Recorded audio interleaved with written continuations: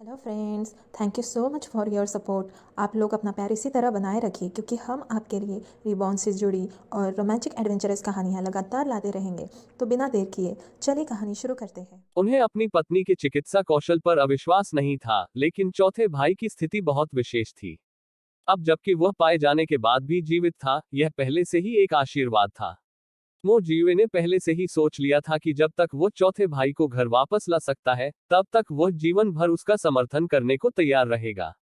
यह कोई आश्चर्य की बात नहीं थी कि हे झिरन से पूछताछ की गई। यदि उसने भविष्य में उन्नत चिकित्सा तकनीक में महारत हासिल नहीं की होती और उसके पास उन्नत चिकित्सा उपकरण नहीं होते, तो वह कभी भी ऐसी बातें कहने की हिम्मत नहीं करती। मुझ पर विश्वास करो, मैं चौथे भाई को ठीक करने का एक तरीका ढूंढ लूंगा। दोनों के बीच की बातचीत मो शियुआन ने स्पष्ट रूप से सुनी थी। युवा जोड़े को बुरा न लगे इसलिए उन्होंने मना नहीं किया। आखिरकार वे किसी और के क्षेत्र में थे। सुरक्षित रहने के लिए मो जियुए ने अब यहाँ रहने की हिम्मत नहीं की। झिरन का भी यही विचार था, इसलिए उसने अपने स्थान से चांदी की सुइयां निकाली। चौथे भाई, आपको अधिक आरामदायक महसूस कराने के लिए पहले मुझे एक एक्यूपंक्चर लगाने दीजिए। जैसे ही उसने बोलना समाप्त किया, मो शियुआन के जवाब की प्रतीक्षा किए बिना हे झिरन ने पहले ही जल्दी से उसके सिर पर कई एक्यूपॉइंट्स पर चांदी की सुइयां डाल दी थी। जल्द ही मो शियुआन बेहोश हो गया। ऑपरेटिंग टेबल के बिस्तर पर बैठे व्यक्ति को अंतरिक्ष में ले जाने से पहले झिरान ने उसे थोड़ी मात्रा में ट्रैंक्विलाइजर का इंजेक्शन भी लगाया। कमरे की एक बार फिर जांच करने और यह सुनिश्चित करने के बाद कि कुछ भी गड़बड़ नहीं है, दोनों गुप्त कक्ष के प्रवेश द्वार पर लौट आए।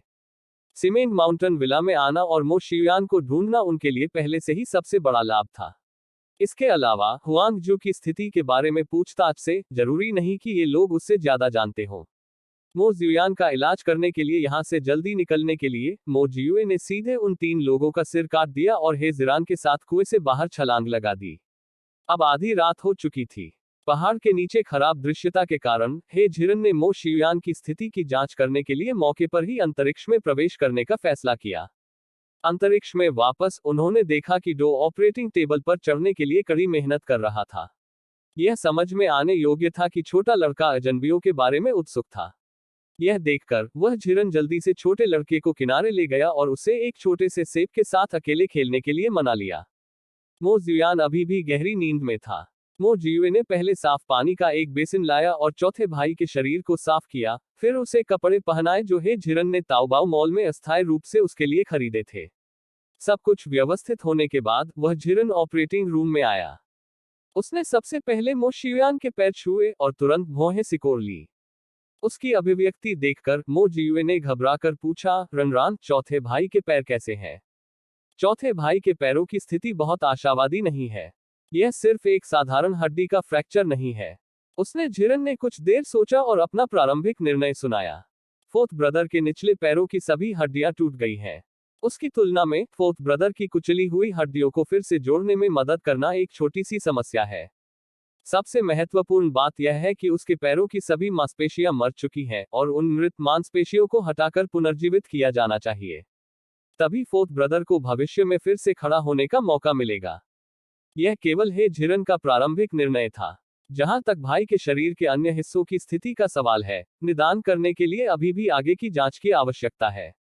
मो जियुए को बस समझाने के बाद उसने झिरन ने चौथे भाई की विभिन्न परीक्षाओं को नियंत्रित करने के लिए अपनी चेतना का उपयोग किया। परीक्षा के नतीजे बहुत आशावादी नहीं रहे। अपनी पत्नी की गंभीर अभिव्यक्ति देखकर मो जियुए को फिर से अपने दिल में बेचैनी महसूस हुई। ट्रिनरान, चौथे भाई का शरीर कैसा है? चौथे भाई में क्यूई और रक्त की गंभीर कमी है। दूसरे शब्दों में, वह कुपोषित था। मो जियुए को समझने के लिए उन्होंने इसे पारंपरिक चीनी चिकित्सा की भाषा में व्यक्त करना चुना। और चौथे भाई के कई आंतरिक अंग क्षतिग्रस्त हो गए हैं, विशेष रूप से उसके हृदय के परीक्षण संकेतक, जो वर्तमान में सर्जरी की शर्तों को पूरा नहीं करते हैं। उसने झिरन ने मो जियुए को उन शब्दों में समझाने की कोशिश की जो वह समझ सकता था। यह सुनकर मो जियुए और भी चिंतित हो गए। अब जब उन्हें अंततः चौथा भाई मिल गया तो उसके साथ कुछ भी नहीं हो सकता था। ट्रिनरान, क्या चौथे भाई की हालत ठीक करने का कोई अच्छा तरीका है? उन्होंने झिरन को यह भी महसूस किया कि चौथे भाई की स्थिति मुश्किल थी। उसके पिछले जीवन में, भले ही उसके मरीजों की शारीरिक स्थिति बहुत खराब थी, उनमें से किसी को भी चौथे भाई जितनी समस्याएं नहीं थी। चौथे भाई के पैरों और हाथों की चोटों का इलाज थोड़ी देर बाद किया जा सकता है। अब सबसे महत्वपूर्ण बात उसके शरीर को ऐसी स्थिति में समायोजित करना है कि सर्जरी की जा सके। मो जियुए को चिकित्सा की समझ नहीं थी, लेकिन उन्हें विश्वास था कि उनकी पत्नी चौथे भाई को निश्चित रूप से ठीक कर सकती है। ठीक है, मैं इसे तुम पर छोड़ दूंगा, रनरान। खोने का कोई समय नहीं था। फिलहाल चौथे भाई की हालत काफी खराब थी। अगर आज वह झिरन उसे बचा नहीं रहे होते, तो मुझे डर है कि अगर वे उसे कुछ दिनों बाद पाते, तो यह चौथे भाई की लाश होती। इस तरह के उपचार से परिणाम दिखने में कम से कम आधा महीना लगेगा। चौथा भाई केवल अस्थायी कोमा में था और अधिक समय तक अंतरिक्ष में नहीं रह सका। लेकिन अभी के लिए वह झिरन अभी भी आश्वस्त था। फोर्थ ब्रदर द्वारा उपयोग की जाने वाली दवाओं की मात्रा से उसे कल दोपहर तक गहरी नींद आएगी। इसलिए उन्होंने झिरन ने चौथे भाई के दोनों हाथों पर प्लाज्मा बैग लटका दिए। एक गहरे लाल प्लाज्मा का बैग था और दूसरा एक पोषण समाधान था, जिससे उसे जल्दी से अपनी ताकत वापस पाने में मदद मिली। इनमें व्यस्त होने के बाद दोनों ने बिल्कुल भी आराम नहीं किया और तुरंत वहां से निकल गए। अब तक बाहर लगभग सुबह हो चुकी थी। मो जियुए ने तेजी से पहाड़ से नीचे भागने के लिए क्विंगो हल्कापन कौशल का उपयोग करते हुए हे झिरन को गले लगाया। शहर के अंदर उन्हें एक स्थानीय दंत चिकित्सा क्लिनिक मिला और स्वास्थ्य लाभ के लिए फोर्थ ब्रदर को अस्थायी रूप से रखने के लिए एक यार्ड किराए पर लिया। आखिरकार उन्हें अभी भी नहीं पता था कि वे दक्षिण में कितने समय तक रहेंगे। एक निजी घर में रहना एक सराय की तुलना में कहीं अधिक सुविधाजनक था। यार्ड किराए पर लेने के अलावा दोनों ने डेंटल क्लिनिक से एक 16 या 17 साल का लड़का भी खरीदा। दांत विक्रेता के अनुसार उसका नाम शुनजी था और वो जन्म से मूक बधिर था। ऐसा व्यक्ति चौथे भाई की देखभाल के लिए सबसे उपयुक्त होगा। इस तरह उन्हें चौथे भाई के बारे में चिंता करने की जरूरत नहीं होगी। जब वे काम करने के लिए बाहर जाते थे तो उनकी देखभाल करने वाला कोई नहीं होता था। सबसे पहले मो जियुए ने शुनजी को कुछ घरेलू सामान खरीदने के लिए बाहर भेजा। वह झिरन पहले किराए के यार्ड में पहुंचे। लगभग दोपहर हो गई थी। मो जियुए ने कमरे में बिस्तर को साफ करने के बाद झिरन ने एक विचार के साथ चौथे भाई को बिस्तर पर ले जाया। चौथा भाई अभी भी नहीं जागा था, लेकिन कुछ उपचार के बाद उसका रंग पिछली रात की तुलना में थोड़ा बेहतर लग रहा था। वह झिरन फिर से अंतरिक्ष में दाखिल हुआ और चौथे भाई के लिए कुछ गर्म भोजन तैयार किया। वह अभी खत्म ही हुई थी कि चौथा भाई जाग गया। चौथे भाई को जागते हुए देखकर मो जियुए को उसकी परेशानी के बारे में पूछने की कोई जल्दी नहीं थी। इसके बजाय वह समुद्री ककड़ी, चावल, दलिया और कुछ छोटे व्यंजन लाया जो हे झिरन ने तैयार किए थे। चौथे भाई, तुम जाग रहे हो, पहले पेट भरने के लिए कुछ खाओ। चौथे भाई के अपने अंगों को हिलाने में असमर्थ होने के कारण मो जियुए को व्यक्तिगत रूप से उसे खाना खिलाना पड़ा। साथ ही उसे अपने सामने के दो लोगों की उपस्थिति भी स्पष्ट रूप से देखनी पड़ी।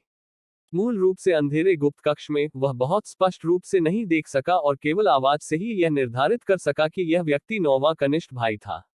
अब अच्छी रोशनी वाले कमरे में उसने दोनों लोगों को अच्छी तरह देखा। आवाज स्पष्ट रूप से नौवें कनिष्ठ भाई की थी, लेकिन उसकी शक्ल ऐसी क्यों हो गई? मो शियुआन ने हैरान होकर पूछा, नौवें कनिष्ठ भाई, आप ऐसे कैसे बन गए? तभी मो जियुए को एहसास हुआ कि वह अभी भी भेष में था। उसने अपने पूरे माथे को ढकने वाली नकली दाढ़ी और टोपी को अपने हाथ से फाड़ दिया। चौथे भाई, दक्षिण में आसानी से घूमने के लिए मैंने बस अपना भेष बदल लिया। अब मो शियुआन को आखिरकार परिचित होने का निशान मिल गया।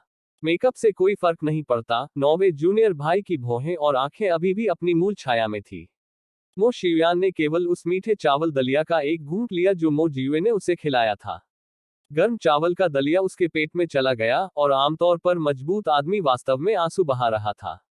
यह पहली बार था जब मो जियुए ने अपने सबसे बड़े भाई को आंसू बहाते देखा। उसके हृदय के साथ साथ रक्त भी बहने लगा। चौथे भाई, सब ठीक हो जाएगा। अगर माँ और चौथी भाभी को पता चलेगा कि तुम अभी भी जीवित हो, तो वे निश्चित रूप से बहुत खुश होंगी। मो शियुआन ने कड़वी मुस्कान दिखाई, अब मैं अपंग हो गया हूँ। वापस जाने से मेरे परिवार पर बोझ ही पड़ेगा। बेहतर होगा कि मैं जल्दी मर जाऊं। चौथे भाई, ऐसा मत सोचो। हे झिरन पर विश्वास करो, वह तुम्हें अवश्य ठीक कर देगी। मो जियुए अपने चौथे भाई को इस तरह के आत्मत्याग वाले विचार रखने की अनुमति नहीं देंगे। यह जानते हुए कि नौवां भाई उसे इस तरह देखकर व्यथित था, मो शियुआन ने मुस्कुराने की पूरी कोशिश की। ठीक है, मैं नौवे भाई की बात सुनूंगा। चाहे कुछ भी हो, भले ही मरने से पहले उसके परिवार को दोबारा देखना ही अच्छा होगा। दुर्भाग्य से वह इस जीवनकाल में अपनी मां की मृत्यु शैया पर सेवा करने में असमर्थ होगा और अब अपनी युवा पत्नी के साथ नहीं जा सकेगा। ये सिर्फ मो शिवे के आंतरिक विचार थे। वह अपने द्वेषपूर्ण विचारों का असर अपने नौवे भाई की मनोदशा पर नहीं पड़ने दे सकता था। मो जियुए ने जबरन अपने आंसू रोके और मो जियुए को एक एक कटोरा चावल दलिया खिलाया। इस समय शुनजी, जो आपूर्ति खरीदने गए थे, भी लौट आए। यह लड़का काफी समझदार था। उसने लोहे के एक बड़े बर्तन के अलावा कुछ अनाज और सब्जियां भी खरीदी। वैसे भी वह शुनजी को दूर भेजने का बहाना ढूंढ रहा था, इसलिए इससे कोई फर्क नहीं पड़ता कि वह क्या लेकर आया। शुनजी ने सब कुछ ठीक कर दिया, फिर मो शिवे के कमरे में आया और इशारा किया कि वह उसकी देखभाल करेगा। मो जियुए ने अभी तक जाने की योजना नहीं बनाई थी, क्योंकि उसने अपने चौथे भाई से उसके अनुभवों के बारे में नहीं पूछा था, इसलिए उसने शुनजी को भेज दिया। शुनजी आज्ञाकारी ढंग से चला गया और मो जियुए मो शिवे के बिस्तर के किनारे पर बैठ गया। चौथे भाई, इतने सालों में तुमने क्या अनुभव किया है? हाल के वर्षों के अनुभवों को याद करते हुए मो शिवे की आंखें दुख से भर गईं। इस समय वह अभी भी नहीं जानता था कि मो परिवार को पहले ही सम्राट शुनवु द्वारा उनकी संपत्ति जब्त करने और निर्वासित करने का आदेश दिया गया था। उसने सोचा कि मो जियुए यहाँ किसी सीमा मिशन पर था और संयोग से उसे मिल गया। ऐसे राजकुमार से राज्य खतरे में है। अपने चौथे भाई को इस तरह देखकर लेकिन फिर भी राज्य के बारे में चिंतित मो जियुए के मन में मिश्रित भावनाएं थी। चौथे भाई, मैं तुम्हें इसके बारे में बाद में धीरे धीरे बताऊंगा। हमारा परिवार अब उत्तर पश्चिम में बहुत अच्छी तरह से रह रहा है और माँ बहुत स्वस्थ है। मैं अब जानना चाहता हूँ कि आपने इतने वर्षों में क्या अनुभव किया है। मो शिवे ने धीरे धीरे बोलने से पहले घर की हालिया स्थिति को समझने की पूरी कोशिश की। उस समय नान हेंग ने दक्षिणी सीमा की रक्षा के लिए मेरा पीछा किया था। एक लड़ाई में बड़ी जीत के बाद उसने सलाह के विपरीत दक्षिणी सीमा के सैनिकों का पीछा करने पर जोर दिया। मैंने देखा कि वह मना करने पर भी नहीं सुनता था और चिंतित था कि वह खतरे में होगा, इसलिए मैंने उसका समर्थन करने के लिए एक टीम का नेतृत्व किया। तब तक नान हेंग पहले ही दक्षिणी लोगों द्वारा बिछाए गए जाल में प्रवेश कर चुका था। मैं और मेरे सैनिक उसे बचाने और भागने के लिए जी जान से लड़े। बाद में जब मैं हताश होकर घटनास्थल से भागा, पहले से ही गंभीर रूप से घायल था, मैं गलती से एक चट्टान के किनारे पर भाग गया। इतने सारे दुश्मनों के साथ और मैं पहले से ही अपंग था, मेरे पास उनके खिलाफ कोई मौका नहीं था। कैदी बनने से बचने के लिए मैंने चट्टान से कूदने का फैसला किया। गिरने से मेरे दोनों पैर टूट गए और मैं वहां से नहीं निकल सका। मैं केवल यह आशा कर सकता था कि नान हेंग शीघ्र ही मुझे ढूंढने के लिए लोगों को भेजेंगे। लेकिन दाशुन की खोजी पार्टी के पहुंचने से पहले मैं दक्षिणी सैनिकों को मिल गया और उन्होंने मुझे वापस पकड़ लिया। उस समय मुझे पता था कि मैं मौत से नहीं बच सकता। अप्रत्याशित रूप से मुझे फिर से नशीली दवा देकर बेहोश करने से पहले खट से ऊपर लाया गया था। जब मैं जागा तो मैंने खुद को एक गुफा में पड़ा हुआ पाया। यह सुनकर मो जियुए खुद को रोक नहीं सके और पूछा, क्या वे तुम्हें श्राप देने वाले थे? मो शिवे ने सिर हिलाया। मैंने गलती से उनकी बातचीत सुन ली। उन्होंने कहा कि मेरे पैर अब ठीक होने से अक्षम हो गए हैं, इसलिए मुझे कोसने से कोई फायदा नहीं होगा। वे मुझे जागीर में रखने के लिए भी भेज सकते हैं, जहां जरूरत पड़ने पर मैं काम आ सकूं। कुछ ही समय बाद उन्होंने मेरी बाहों की नसें काट दी, मेरे सिर को काले कपड़े से ढक दिया और मुझे वहीं ले आए जहां आपने मुझे पाया था। उस जगह पर कभी दिन का उजाला नहीं हुआ। मुझे नहीं पता कि मैं वहां कितनी देर तक पड़ा रहा। अपने चौथे भाई की कहानी सुनने के बाद मो जियुए ने कमरे की एकमात्र लकड़ी की मेज को अपनी मुट्ठी से तोड़ दिया। टक्कर से लकड़ी की मेज बिखर गई, टुकड़े सभी दिशाओं में गिरे। इससे पता चलता है कि वह इस तरह का बल प्रयोग करने के लिए कितना क्रोधित था। चौथा भाई, मैं मो जियुए कसम खाता हूं कि मैं उन लोगों को ढूंढूंगा जिन्होंने हमारे मो पुरुषों पर अत्याचार किया और उन्हें 8 टुकड़ों में तोड़ दूंगा, उन्हें चौथाई कर दूंगा। वह झिरन ऊपर गया और उसकी छाती पर हाथ फेरा। चौथे भाई को ढूंढना अच्छी बात है, उन खलनायकों पर क्रोधित होकर अपना स्वास्थ्य बर्बाद मत करो। मो जियुए का शरीर अभी भी थोड़ा कांप रहा था। उसने हे झिरन का छोटा हाथ पकड़ लिया और गंभीरता से कहा, मुझे पता है। इतना कहने के बाद मो शिवे को कुछ हद तक थकान महसूस हुई और वह पहले ही गहरी नींद में सो गया था। मो जियुए ने आसमान की ओर देखा, अंधेरा होने में अभी कुछ समय था। उन्होंने चौथे भाई की देखभाल के लिए शुनजी को बुलाया, जबकि वह और हे झिरन थोड़ी देर के लिए अंतरिक्ष में आराम कर रहे थे। गिनते गिनते उन्हें बमुश्किल 2 दिन ही आंखें बंद करनी पड़ी। वह मजबूत था और इसे सह सकता था, लेकिन चिंतित था कि यह उसकी पत्नी के शरीर पर बहुत अधिक बोझ डालेगा। वह झिरन सचमुच थोड़ा थका हुआ था। यदि सब कुछ उसकी चेतना को सचेत रखने के लिए नहीं चल रहा होता, तो वह बहुत पहले ही मिस्टर सैंडमैन से मिलने जा रही होती। अंततः थोड़ा आराम करने में सक्षम होने के बाद उसे रात की कार्रवाई के दौरान झपकी लेने से बचने के लिए अपनी ऊर्जा को फिर से भरना पड़ा। मो जियुए को खोजने के बाद से मो जियुए तनावग्रस्त स्थिति में था। अब आराम करते हुए भी उसे बिल्कुल भी नींद नहीं आ रही थी। लेकिन वह जानता था कि कोई नहीं बता सकता कि आज रात क्या होगा, इसलिए उसे अपनी ऊर्जा बचाने के लिए खुद को मजबूर करना पड़ा। जब वे आरामदायक बड़े बिस्तर पर आंखें बंद करके आराम कर रहे थे, तब उसने हे झिरन को पकड़ लिया। जब तक बाहर आसमान में अंधेरा नहीं हो गया, मो जियुए के पास अपनी सोई हुई सुंदरता को जगाने के अलावा कोई विकल्प नहीं था। वह झिरन ने जोर से जम्हाई ली और बुदबुदाया, क्या समय हो गया है? मो जियुए ने धीरे से उत्तर दिया, यह लगभग जू का समय है। आह, पहले ही इतनी देर हो चुकी है। तुमने मुझे जल्दी क्यों नहीं जगाया? चौथे भाई को अभी भी दवा लेनी है और वह कुछ भी नहीं खा सकता। बोलते हुए वह झिरन पहले ही फुर्ती से बिस्तर से कूद गया था। उसने सबसे पहले रसोई में दलिया बनाया। मो जियुए के साथ सादा भोजन करने के बाद वे एक साथ वहां से चले गए। मो शियुए अब जाग रहा था, यह जानते हुए कि पिछले कुछ दिन उसके नौवे भाई और भाभी के लिए थका देने वाले रहे होंगे। उसने शुनजी को उन्हें परेशान नहीं करने दिया। शुनजी ने उसके लिए भोजन भी तैयार किया था, लेकिन शुनजी की खाना पकाने की कला बहुत अच्छी नहीं थी और उसके द्वारा बनाए गए भोजन से किसी का पेट मुश्किल से ही भर पाता था। मो शियुआन का शरीर कमजोर था और उसे शुरुआत में ज्यादा भूख नहीं लगती थी, इसलिए रुकने से पहले उसने केवल कुछ टुकड़े ही खाए। तभी मो जियुए और हे झिरन समुद्री ककड़ी, चावल, दलिया और साइड डिश लेकर आए। मो जियुए ने अपने चौथे भाई को थोड़ा और खिलाया और उसके बाद ही झिरन ने मो शियुआन के लिए उपयुक्त कई दवाएं शुनजी को सौंपी और शुनजी को उन्हें समय पर देने के लिए कहा। दवा लेने के बाद मो जियुआन ने देखा कि दोनों अभी भी भेष में थे और पूछा, नौवे छोटे भाई, क्या तुम अभी भी बाहर जाने की योजना बना रहे हो? आज मो जियुआन बेहद कमजोर था। मो जियुए ने ही उन्हें घर पर निर्वासन के बारे में बताया था। उसे विस्तृत जानकारी नहीं थी। वह दक्षिणी सीमा क्षेत्र में आने के लिए मो जियुए के असली उद्देश्य को भी नहीं जानता था। यदि चौथा भाई स्वस्थ होता तो मो जियुए उसे ये बातें बताना पसंद करता, लेकिन उसकी वर्तमान स्थिति को देखते हुए वह शायद और अधिक आघात नहीं सह सकता। इसलिए मो जियुए ने कुछ समय के लिए इन चीजों को छिपाने की योजना बनाई। निस्संदेह एक मो परिवार के व्यक्ति के रूप में उसे इन बातों को जानने का अधिकार था। चौथे भाई के स्वास्थ्य में थोड़ा सुधार होने के बाद मो जियुए ने उसे बताना पसंद किया। चौथा भाई, मैं और रनरान यहाँ कुछ ढूंढने आए थे। जब हमें वह मिल जाएगा तो हम एक साथ उत्तर पश्चिम वापस जाएंगे। मो शियुआन को नहीं पता था कि मो जियुए क्या तलाश रहा था, जिसके कारण उसे हजारों मील की यात्रा करके दक्षिणी सीमा पर जाना पड़ा। उसने कोई और सवाल नहीं पूछा, केवल हल्के से सिर हिलाया। आप दोनों को बाहर जाते समय अतिरिक्त सावधानी बरतनी चाहिए। चिंता मत करो चौथे भाई, मो जियुए ने कहा और फिर शुनजी को हे जिरान के साथ जाने से पहले मो शियुआन की अच्छी देखभाल करने का निर्देश दिया। दक्षिणी बॉर्डरलैंड्स की अपनी यात्रा का दूसरा लक्ष्य पूरा करने के लिए आज दोनों का लक्ष्य दक्षिणी बॉर्डरलैंड्स के क्राउन प्रिंस का निवास था।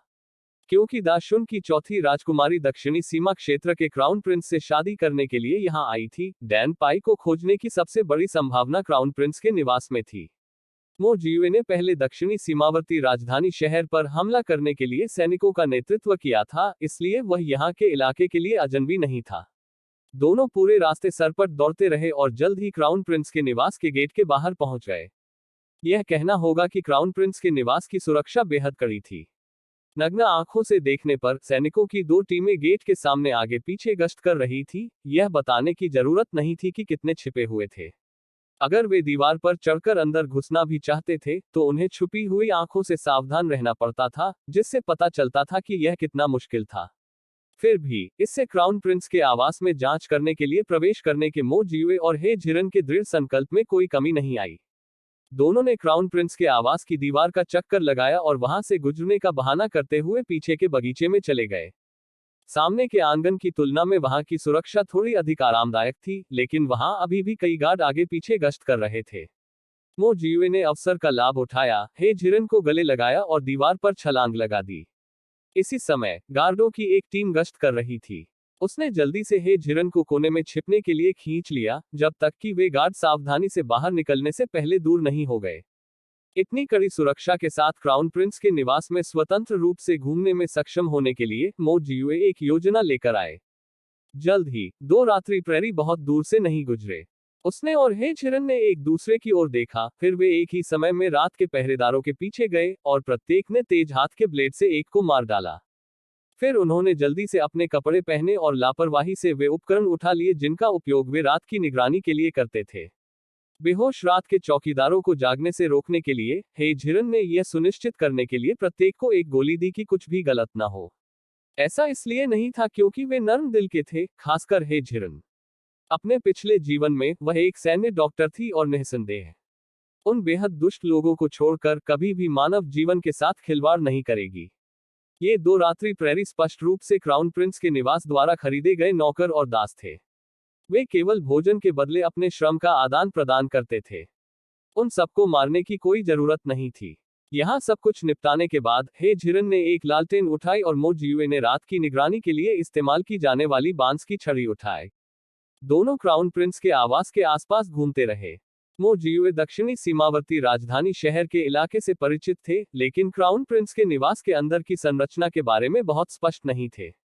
वे खोज के लिए केवल अनुभव पर भरोसा कर सकते थे। उन्होंने सोचा कि चूंकि क्राउन दाशुन राजकुमारी ने आधिकारिक पत्नी के रूप में क्राउन प्रिंस से शादी की थी, इसलिए उसका आंगन थोड़ा बड़ा होना चाहिए।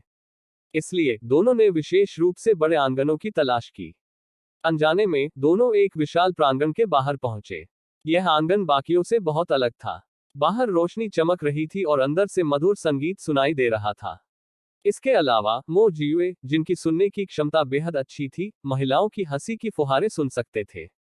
जैसे ही वह आगे देखने ही वाला था, अचानक काले कपड़े पहने 2 गार्ड उनके सामने आ गए। अंधेरे रक्षकों ने उन्हें जाने के लिए गुर्राया, तुम दोनों जल्दी चले जाओ। क्या क्राउन प्रिंस का स्थान कहीं है जहां तुम झांक सकते हो? मो जियुए ने हे झिरन को खींचा और 2 अंधेरे गार्डों की ओर सिर हिलाया। हाँ हाँ, हम अब जा रहे हैं। हालांकि उन्हें अंधेरे रक्षकों द्वारा झांकने के लिए भगा दिया गया था, लेकिन इससे कुछ लाभ हुआ।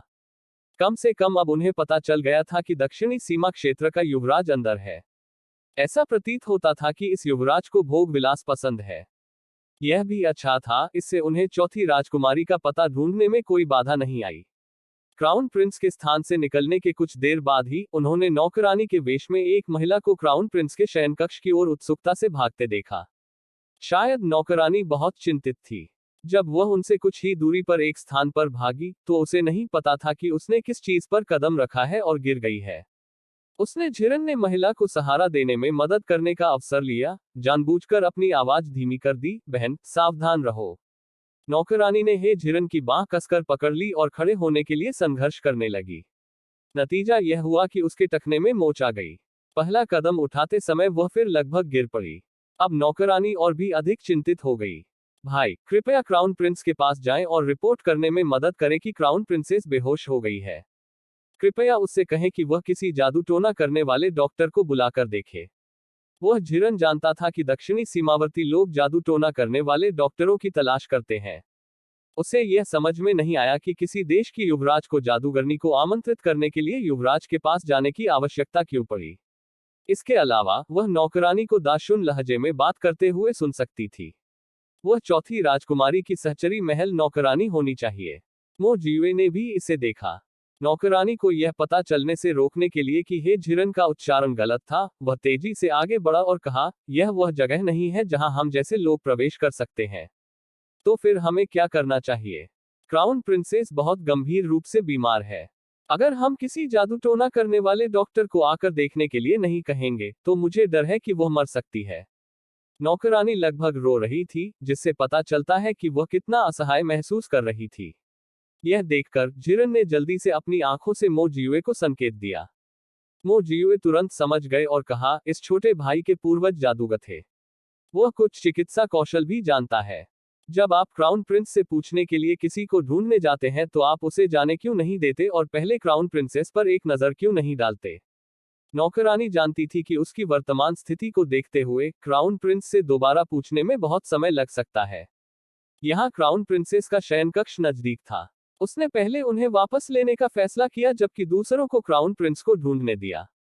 नौकरानी ने दृढ़ निश्चय किया और कहा, चूंकि यह मामला है, इसलिए कोई अन्य विकल्प नहीं है। नौकरानी को सहमत देखकर झिरन ने उसका समर्थन करने की पहल की और कदम से कदम मिलाकर क्राउन प्रिंसेस कंसोर्ट के महल की ओर चल दिया। उनकी कल्पना के विपरीत क्राउन प्रिंसेस कंसोर्ट का महल आंतरिक महल में सबसे बड़ा नहीं था, लेकिन यह सबसे बड़ा होने के बजाय जर्जर और दूर दराज का दिखता था। हे झिरन के पिछले जीवन में टीवी शो देखने के अनुभव के आधार पर यह तथ्य कि क्राउन प्रिंसेस कंसोर्ट ऐसी जगह पर रहती थी, यह दर्शाता है कि वह क्राउन प्रिंस की पसंदीदा नहीं थी। राजकुमार की हवेली का तो जिक्र ही नहीं, सामान्य परिवार भी आधिकारिक पत्नी को ऐसी जगह पर रहने नहीं देते। संदेह से भरे पेट के साथ दोनों नौकरानी के पीछे महल में चले गए। दरअसल उन्हें नहीं पता था कि यह कोई शयन कक्ष नहीं, बल्कि राजकुमार की हवेली का एक ठंडा महल है। नौकरानी ने सोचा कि वे सभी राजकुमार की हवेली के लोग हैं और ये सारी बातें जानते हैं, इसलिए उसने कुछ भी नहीं बताया। बाहर से एक छोटा शयन कक्ष जैसा लग रहा था, लेकिन अंदर जाने के बाद हे झिरन और मो जीवे चौंक गए। दोनों को यह भी एहसास हुआ कि संभवतः यह ठंडा महल था। उन्होंने झिरन ने अनिवार्य रूप से अपने दिल में शिकायत की, सम्राट शुनवु वास्तव में रूढ़िवादी थे। उस समय मो परिवार के लोग सीमाओं की रक्षा करते थे और दक्षिणी सीमा को फूलों और पानी की तरह गिरा देते थे। इतने छोटे से पराजित देश के लिए उन्हें अपनी ही बेटी को राजनीतिक विवाह के लिए यहां भेजकर कष्ट सहने की आवश्यकता क्यों पड़ी? दक्षिणी सीमा स्पष्ट रूप से दाशुन राजवंश को गंभीरता से नहीं ले रही थी, अन्यथा वे उस राजकुमारी के साथ इतनी बेरहमी से व्यवहार करने की हिम्मत कैसे करते थे जिससे शादी होने वाली थी? यह स्पष्ट रूप से दाशुन राजवंश के चेहरे पर तमाचा था। बेशक इस बार उनका उद्देश्य चौथी राजकुमारी को देखना था। वे उन चीजों की परवाह नहीं करेंगे जिनके बारे में सम्राट शुनवु को चिंता करनी चाहिए। दक्षिणी सीमा दाशुन की तरह नियमित नहीं थी और लोक रीति रिवाज दाशुन की तुलना में अधिक खुले थे, और ऐसा कोई नियम नहीं था कि बाहर के पुरुष हरम में प्रवेश नहीं कर सकते थे। इसलिए नौकरानी के साथ ठंडे महल तक पूरे रास्ते किसी ने उनसे कोई पूछताछ नहीं की। नौकरानी लंगड़ाते हुए उन दोनों को सीधे चौथी राजकुमारी के कमरे में ले गई और दूसरी नौकरानी से कहा कि वह क्राउन प्रिंस से जादूगरनी को बुलाने के लिए कहे। मो जीवे और हे झिरन ने सिंपल लुक अपनाया। कमरे में केवल एक हल्का तेल का दीपक जल रहा था और कमरे में कोई साज सज्जा न होने के कारण कमरा अंधकार में लग रहा था। दरवाजे के सामने टूटे लकड़ी के बिस्तर पर एक अस्त व्यस्त महिला लेटी हुई थी। वह झिरन और मो जीवे तेजी से आगे बढ़े। मो जीवे बचपन से ही अक्सर महल में प्रवेश करते थे। वह चौथी राजकुमारी की शादी में भी भाग ले रहा था, इसलिए उसके सामने महिला की शक्ल उसके लिए कोई अजनबी नहीं थी। चौथी राजकुमारी की पहचान की पुष्टि करने के बाद मो जीवे ने हे झिरन की ओर थोड़ा सिर हिलाया। तभी वह झिरन आगे बढ़ा और चौथी राजकुमारी की कलाई की नाड़ी को छुआ। लगभग 2 मिनट के बाद हे झिरन ने अपना हाथ उठाया। चिंतित नौकरानी ने पूछा, क्राउन प्रिंसेस कंसोर्ट कैसा है? उसने झिरन ने अपना सिर हिलाया। वह थकावट के बिंदु तक पहुंच गई है। अब उसकी केवल एक सांस बची है।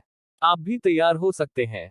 उसने जो नहीं बताया वह यह था कि जब उसने अपनी नाड़ी मापी तो उसे लगा कि उसकी नाड़ी कुछ हद तक मो परिवार के उन कुछ भाइयों की नाड़ी के समान थी जिन्हें जहर दिया गया था, लेकिन बिल्कुल वैसी नहीं थी। उन्होंने झिरन ने अनुमान लगाया कि यह बहुत संभव है कि चौथी राजकुमारी को जहर दिया गया था, लेकिन यह मो परिवार के भाइयों के पास मौजूद कठपुतली गू से अलग था। इसकी पूरी तरह से पुष्टि किए बिना हे झिरन ने यह नहीं कहा। नहीं, बकवास मत करो। क्राउन प्रिंसेस कंसोर्ट हजारों सोने की एक अनमोल बेटी है। उसके लिए इस तरह मरना असंभव है। आप चिकित्सा कौशल को नहीं समझते हैं, इसलिए आप ऐसा कहते हैं। वास्तव में नौकरानी अच्छी तरह से जानती थी कि क्राउन प्रिंसेस कंसोर्ट वास्तव में मर रहा था, लेकिन वह इस तथ्य पर विश्वास नहीं करना चाहती थी। वह बचपन से ही चौथी राजकुमारी की सेवा के लिए महल में आई थी। चौथी राजकुमारी उसके साथ बहुत अच्छा व्यवहार करती थी और अक्सर उसके परिवार की मदद करती थी। उसने बहुत पहले ही तय कर लिया था कि वह जीवन भर चौथी राजकुमारी की पत्नी बनेगी। शादी के लिए दक्षिणी सीमा तक उसका पीछा करने के बाद भी और राजकुमारी अप्रिय क्राउन प्रिंसेस कंसोर्ट बन गई, उसने कभी छोड़ने के बारे में नहीं सोचा, और यहाँ तक सोचा कि भले ही चौथी राजकुमारी वास्तव में मर गई, वह निश्चित रूप से उसका पीछा करेगी ताकि राजकुमारी अकेली न रहे। वह झिरन भी इस मामले में बहुत असहाय था। वह डॉक्टर थी, भगवान नहीं। इस समय चौथी राजकुमारी की हालत मो शियुआन की तुलना में कहीं अधिक गंभीर थी जब उन्होंने उसे बचाया था, और यह दवा और उपचार से परे थी। और वह चौथी राजकुमारी की नाड़ी से देख सकती थी कि चौथी राजकुमारी के गर्भपात की संख्या 3 गुना से कम नहीं थी, जिसने उसकी जीवन शक्ति को पूरी तरह से घायल कर दिया था। उसके दुखी हृदय के साथ मुझे डर है कि वह रात भर नहीं पहुंच पाएगी। उसने दुखी नौकरानी की ओर देखा और असहायता से हाथ मिलाया। क्राउन प्रिंसेस कंसोर्ट की स्थिति आपके सामने है। यदि आप मेरी बातों पर विश्वास नहीं करते हैं तो मैं कुछ नहीं कर सकती। हालांकि उसने कहा कि हे झिरन का छोड़ने का कोई इरादा नहीं था, क्योंकि उसने अनुमान लगाया था कि चूंकि क्राउन प्रिंस चौथी राजकुमारी को ऐसी जगह ला सकता है, इसलिए वह संभवतः दाशुन राजवंश के साथ विवाह को त्याग देगा और उसके जीवन या मृत्यु की परवाह नहीं करेगा। वह दासी जो अभी अभी युवराज को ढूंढने निकली थी, संभवतः बिना परिणाम के वापस आने वाली थी। उस समय भी उन्हें अपनी आखिरी उम्मीद उसी पर रखनी होगी। निश्चित रूप से लगभग आधे घंटे के बाद वह नौकरानी जो क्राउन प्रिंस को खोजने गई थी, वापस आ गई। सिस्टर लैन, क्राउन प्रिंस के लोगों ने मुझे अंदर नहीं जाने दिया और कहा कि अगर मैंने क्राउन प्रिंस की शान में खलल डाला तो वे मुझे दंडित करेंगे। इस बिंदु पर लैन एयर पूरी तरह से डर गया था। बहुत देर के बाद वह कांप उठी और बोली, क्या ऐसा हो सकता है कि राजकुमारी इसी तरह दक्षिणी सीमा पर मरने वाली हो? जैसे ही उसकी आवाज गिरी, दोनों नौकरानियां एक ही समय में रो पड़ी और बिस्तर के पास चौथी राजकुमारी को जगाने की भी कोशिश की। यह देखकर झिरन ने जल्दी से दोनों के व्यवहार को रोक दिया। वह अभी मुश्किल से संभल रही थी। क्या आप चाहते हैं कि ऐसा करके वह जल्दी मर जाए? इस समय लैन एर हे झिरन के स्वर में अनादर को बर्दाश्त नहीं कर सका। वह रोते हुए उसके सामने घुटने टेक कर बोली, कृपया हमारी राजकुमारी को बचाएं। जब तक आप राजकुमारी को जीवित बचा सकते हैं, मैं आपका बदला चुकाने के लिए बैल या घोड़ा बनने को तैयार हूं। हालांकि हे झिरन की चौथी राजकुमारी के बारे में अच्छी धारणा नहीं थी, लेकिन ये दोनों नौकरानियां बिल्कुल वफादार थीं। ऐसे लोगों का सामना करते हुए वह बिल्कुल भी क्रूर होना बर्दाश्त नहीं कर सकती थी। यह अफसोस की बात थी कि चौथी राजकुमारी की वर्तमान स्थिति के सामने वह भी शक्तिहीन थी। उसने धीरे से लैन एर को उठने में मदद की और आह भरते हुए कहा, मेरे पास आपकी राजकुमारी को होश में लाने का एक तरीका है। इस समय वह आपको कुछ बातें बता सकती है, लेकिन मेरे पास उसे जीवित रहने देने की क्षमता नहीं है।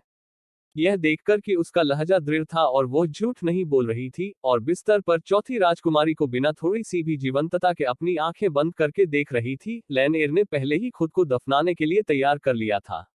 हालांकि इससे पहले वह फिर भी चौथी राजकुमारी की सेवा करना चाहती थी।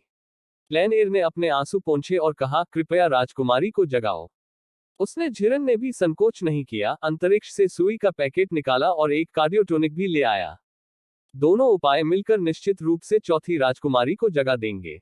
उसने पहले चौथी राजकुमारी पर चांदी की सुइयों से कई एक्यूपॉइंट चुभोए, फिर जब दोनों नौकरानियां ध्यान नहीं दे रही थी तो मौका पाकर चौथी राजकुमारी में कार्डियोटोनिक का एक शॉट इंजेक्ट किया। लगभग 5 मिनट बाद चौथी राजकुमारी इत्मीनान से उठी। जैसे ही उसने अपनी आंखें खोली, लैन एर और दूसरी नौकरानी बिस्तर के पास दौड़ गई। राजकुमारी, आखिरकार तुम जाग गई। चौथी राजकुमारी ने उन दो नौकरानियों को देखा जो उसके साथ कम ऊर्जा के साथ बड़ी हुई थी, फिर उसकी नजर मो जियुए और हे झिरन पर गई। कौन? वे कौन है? इस बिंदु पर मो जियुए और हे झिरन को लगा कि अपनी पहचान छिपाने की कोई आवश्यकता नहीं है। विशेष रूप से वह झिरन, जो अपने दिल में स्पष्ट थी कि जिस तरह से उसने चौथी राजकुमारी को जगाया था, वह उसके समय को नहीं बढ़ा सकती, बल्कि उसकी मृत्यु दर को तेज कर देगी। वे कौन है? इस समय तक मो जियुए और हे झिरन को लगा कि अब अपनी पहचान छिपाने की कोई जरूरत नहीं है।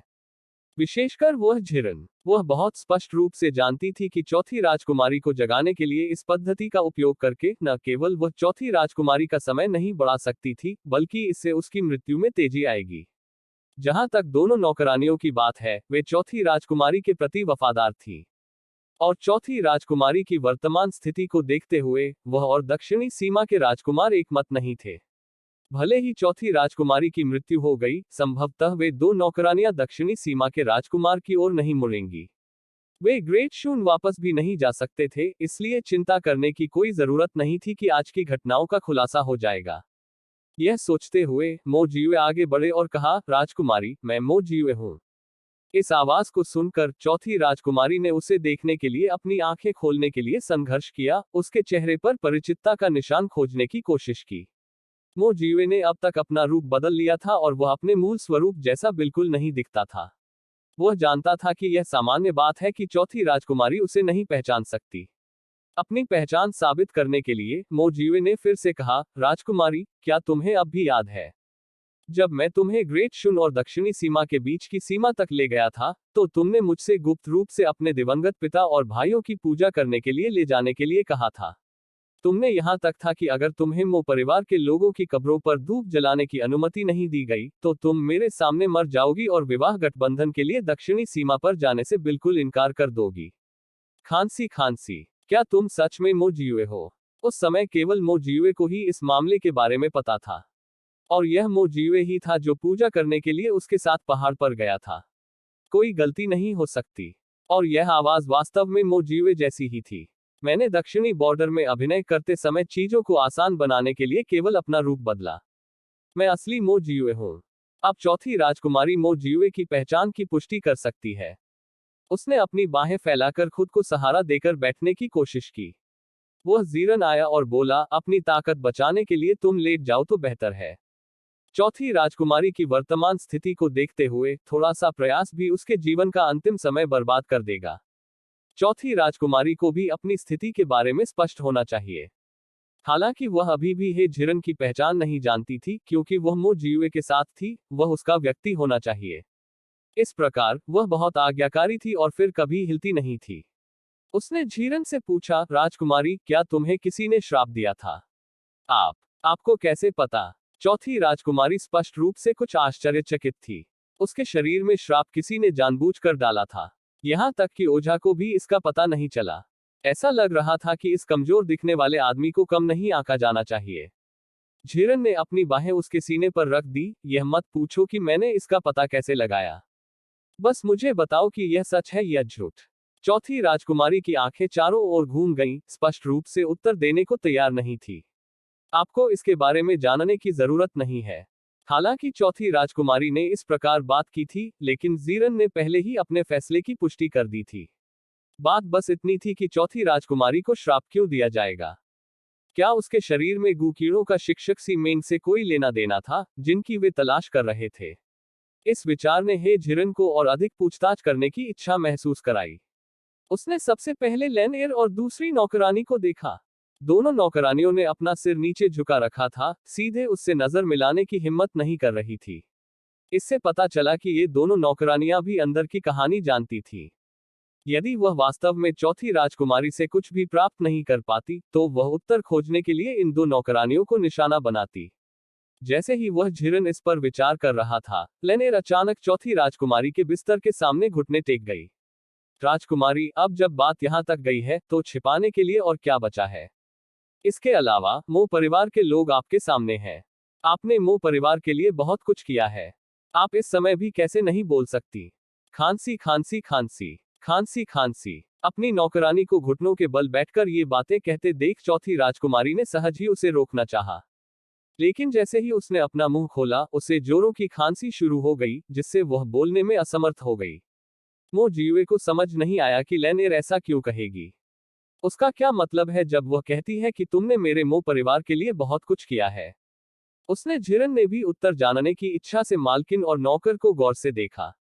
मो जियुए की तरह वह किसी भी कारण के बारे में नहीं सोच सकती थी कि महारानी से पैदा हुई राजकुमारी मो परिवार के लिए कुछ भी अच्छा करेगी, बहुत कुछ करने की तो बात ही छोड़ दे। चौथी राजकुमारी अभी भी जोरों से खांस रही थी। हालांकि ऐसा था, उसकी नजर स्पष्ट चेतावनी के साथ लेनएर पर टिकी हुई थी। लेनएर को अब इस समय ज्यादा परवाह नहीं थी।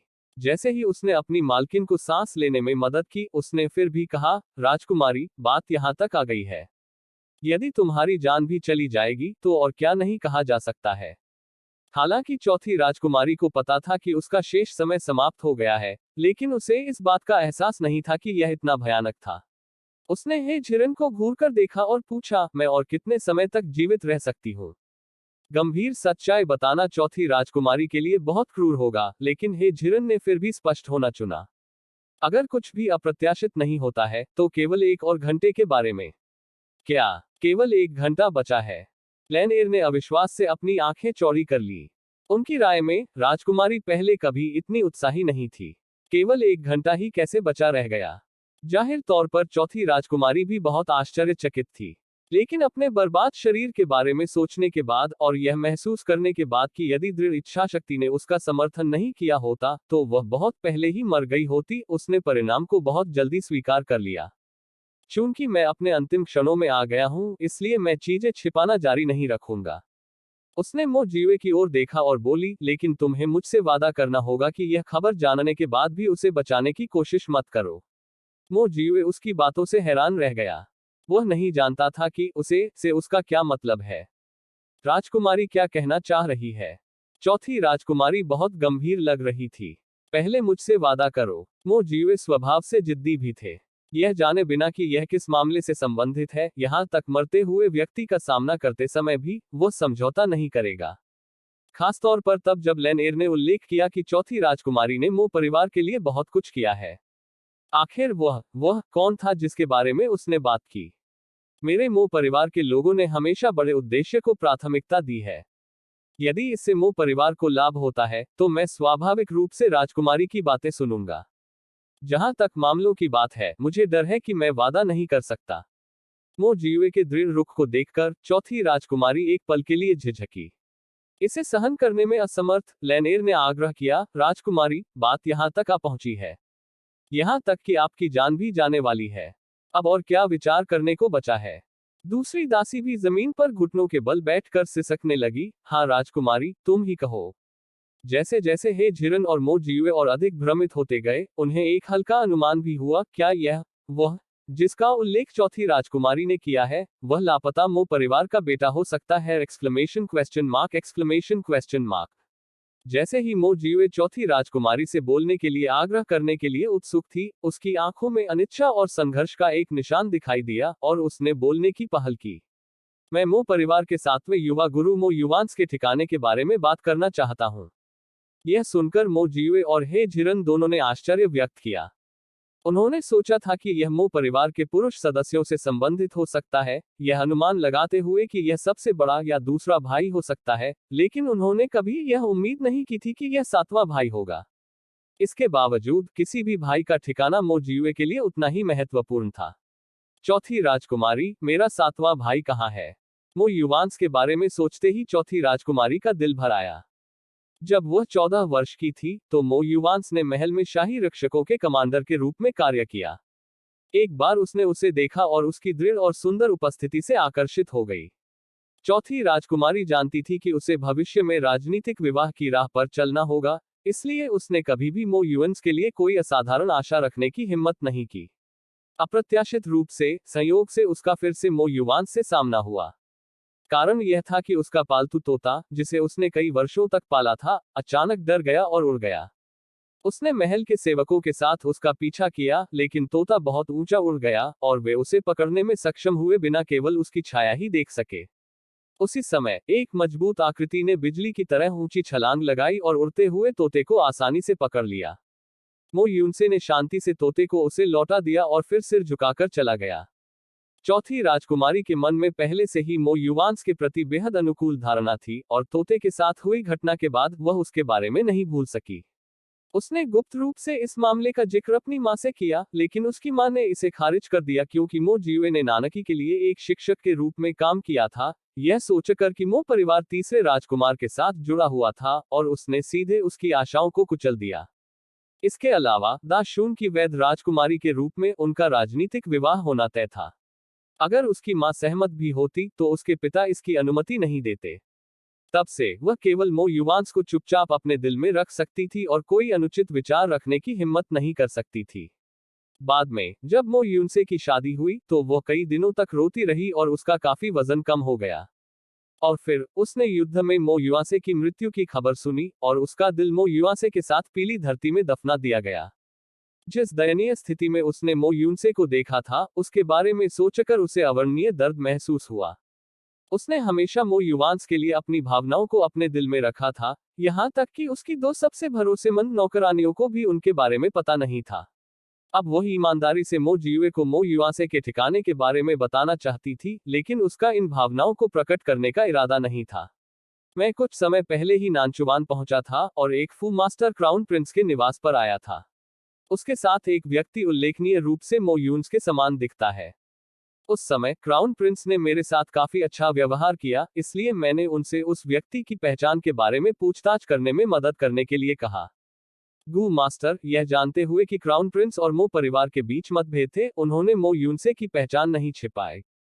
उसने अपना आधा मुखौटा हटा दिया और मुझे पूरा यकीन हो गया कि यह व्यक्ति वास्तव में मो यूनसे ही है। यह सुनकर कि चौथी राजकुमारी ने अपने सातवें भाई का सामना किया है, मोजियुए की नसें तुरंत तनावग्रस्त हो गईं, और उन्होंने उत्सुकता से पूछा, राजकुमारी, क्या आप मेरे सातवें भाई के ठिकाने को जानती हैं? चौथी राजकुमारी ने अभी अभी इतना ही कहा था, स्पष्ट रूप से उसकी सांसें फूल रही थी। लेनेर को पता था कि राजकुमारी अभी भी बहुत कुछ कहना चाहती है, और वह राजकुमारी की शारीरिक स्थिति के बारे में चिंतित थी। वह बोली, राजकुमारी, इसके बजाय मुझे समझाने दो। अपनी स्थिति को समझते हुए चौथी राजकुमारी को पता था कि वास्तव में कई चीजें हैं जिन्हें उसे समझाने की आवश्यकता है।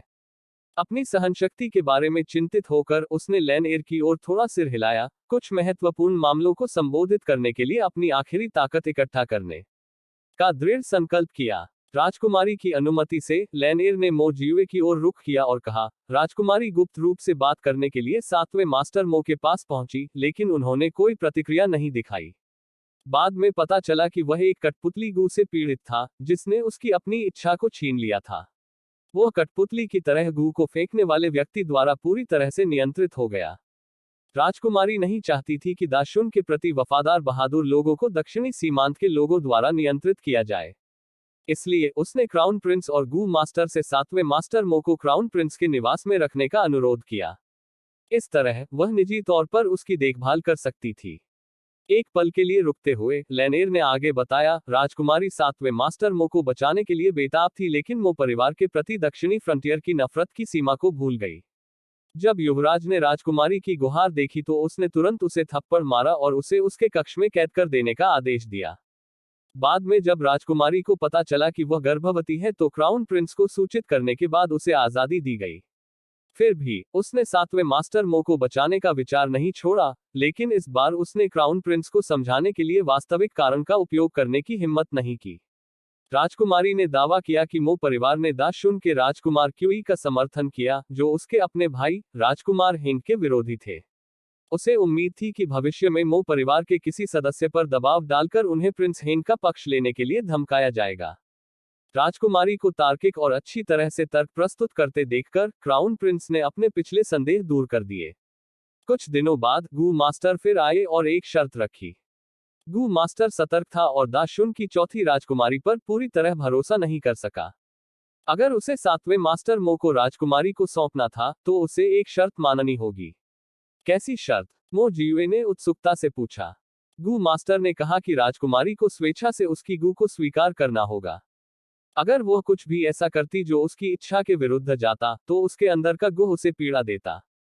सातवें मास्टर मो को अपने पास रखने और उसकी देखभाल करने के लिए राजकुमारी आसानी से गू मास्टर की शर्त पर सहमत हो गई। बाद में, जैसा कि वादा किया गया था, गू मास्टर ने सातवें मास्टर मो को राजकुमारी के पास सौंप दिया और वह उसका निजी रक्षक बन गया। अप्रत्याशित रूप से इस घटना ने क्राउन प्रिंस को संदेह पैदा कर दिया। उसे विश्वास नहीं हो रहा था कि राजकुमारी, जिसके मन में मो परिवार के प्रति इतनी नफरत है, वह स्वेच्छा से किसी को अपने ऊपर गू लगाना स्वीकार कर लेगी। इतना ही नहीं, गू के कारण राजकुमारी ने अपने गर्भ में पल रहे बच्चे को खो दिया, और जब इन दोनों घटनाओं को जोड़ा गया तो क्राउन प्रिंस को विश्वास हो गया कि सातवें मास्टर मो ने राजकुमारी के दिल में उससे अधिक उच्च स्थान रखा है। परिणामस्वरूप वह लगातार राजकुमारी को पीड़ा देने की कोशिश करता रहा, जिसके कारण उसका वर्तमान भाग्य निर्वासन के महल में निर्वासित हो गया। लेनेर के स्पष्टीकरण को सुनकर मो जियुए और हे झिरन ने मोटे तौर पर सातवें भाई की स्थिति को समझा।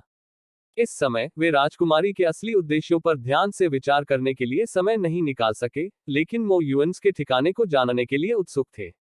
लेनेर के शब्दों के अनुसार सातवें मास्टर मो चौथी राजकुमारी के निजी रक्षक बन गए हैं। वह पास ही होगा। हालांकि जब वे यहां पहुंचे तो दो नौकरानियों के अलावा किसी भी गार्ड का कोई निशान नहीं था। सातवें मास्टर मो अब कहां है? लेनेर को वास्तव में मो जियुए के ठिकाने के बारे में नहीं पता था। वह बस इतना जानती थी कि जब से राजकुमारी को यहां लाया गया था, सातवें मास्टर मो को क्राउन प्रिंस के आदमी ले गए थे। लेनेर इस प्रश्न का उत्तर नहीं दे सकी, इसलिए वह केवल बिस्तर पर लेटी हुई चौथी राजकुमारी को देख सकती थी। चूंकि वे इस मामले पर चर्चा करते हुए इतनी दूर आए थे, चौथी राजकुमारी के पास छिपाने के लिए कुछ भी नहीं था। वह क्राउन प्रिंस के निवास की कालकोठरी में है। यह सुनकर मो जियुए ने 7वें मास्टर मो को खोजने के लिए कालकोठरी में जाने का इरादा किया। उसने हे झिरन को चारों ओर खींचने के लिए खींचा ही था कि चौथी राजकुमारी ने उसे रोक दिया। रुको, तुम जाकर उसे नहीं बचा सकते। मो जियुए को समझ नहीं आया। क्यों? चौथी राजकुमारी ने अपनी आवाज उठाने की पूरी कोशिश की। उसे कठपुतली गू ने डंक मार दिया था और माँ गू क्राउन प्रिंस के साथ है। एक बार जब क्राउन प्रिंस को पता चलता है कि उसे बचा लिया गया है, तो क्राउन प्रिंस माँ गू से उसके शरीर में बच्चे गू को मारने का आग्रह करेगा। एक बार बच्चे गू के मरने के बाद मो युएन्स भी जीवित नहीं रह पाएगा। चौथी राजकुमारी को यह कहने की कोई आवश्यकता नहीं थी। मो जियुए और हे झिरन को पहले से ही अच्छी तरह से पता था कि अगर 7वें मास्टर मो के बचाव का पता चला और क्राउन प्रिंस ने माँ गू को कुचल दिया, तो 7वें मास्टर मो की जान चली जाएगी। उन्हें सबसे पहले जो करने की जरूरत थी वह क्राउन प्रिंस के हाथों से मदर गू को छुड़ाना था। केवल ऐसा करके ही वे 7वें मास्टर मो को बचाने और उससे गू को हटाने में पूर्ण सुरक्षा सुनिश्चित कर सकते थे। मो जियुए अपनी पत्नी की गू को हटाने की क्षमता के बारे में चौथी राजकुमारी को बहुत अधिक समझाना नहीं चाहते थे। राजकुमारी, चिंता मत करो। चूंकि मैं अपने 7वें भाई को बचाने जा रहा हूं, इसलिए मैं निश्चित रूप से सभी पहलुओं पर विचार करूंगा। चौथी राजकुमारी को मो जियुए की क्षमताओं पर कभी संदेह नहीं होगा। उसके लिए मो युआसे को सफलतापूर्वक बचाना संभव था, लेकिन वह मो युआसे से गू को हटाने में सक्षम नहीं था। आप बिना सोचे समझे कालकोठरी में नहीं जा सकते। क्राउन प्रिंस के आदमी वहां पहरा दे रहे हैं। एक बार जब उन्हें पता चलेगा कि मो युवांस को बचा लिया गया है, तो क्राउन प्रिंस मदर गू को कुचल देगा और उसकी जान चली जाएगी। चौथी राजकुमारी ने एक सांस में इतना कुछ कह दिया तो अचानक उसकी सांसें फूल गईं।